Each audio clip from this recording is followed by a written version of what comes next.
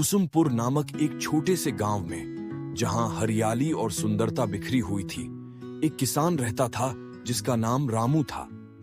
रामू का जीवन उसकी पत्नी सीता और उनके दो प्यारे बच्चों गोपाल और राधा के साथ बेहद खुशहाल था।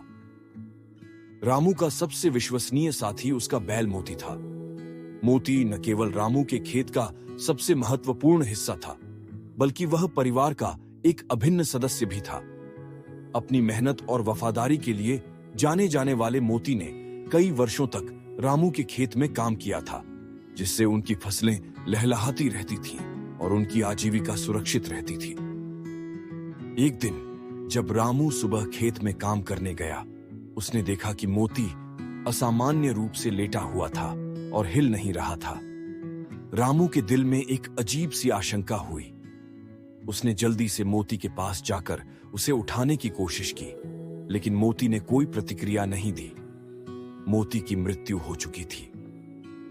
गांव में यह खबर फैलते ही लोग रामू के घर संवेदना व्यक्त करने पहुंचे।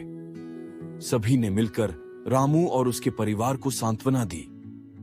रामू को पता था कि बुवाई का समय करीब है और बिना मोती के खेती करना बेहद मुश्किल हो जाएगा। गांव के लोग रामू की मदद के लिए आगे आए। उन्होंने अपने बैल और संसाधन साझा किए और खेत की बुवाई में रामू की सहायता की।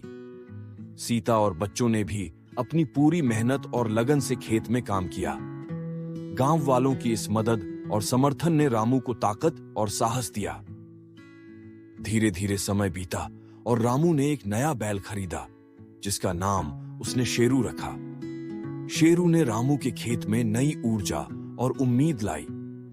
भले ही मोती की जगह कोई नहीं ले सकता था, लेकिन शेरू ने रामू को आगे बढ़ने की प्रेरणा दी। इस कठिन समय ने रामू और उसके परिवार को यह सिखाया कि सच्ची ताकत एकता और समर्थन में है। गांव वालों के सहयोग ने उन्हें दिखाया कि कठिनाइयों का सामना कैसे करना है और आगे बढ़ना कैसे है। कुसुमपुर में जीवन फिर से अपने ढर्रे पर लौट आया। रामू, सीता, गोपाल और राधा ने मिलकर अपने खेत को फिर से हरा भरा कर दिया।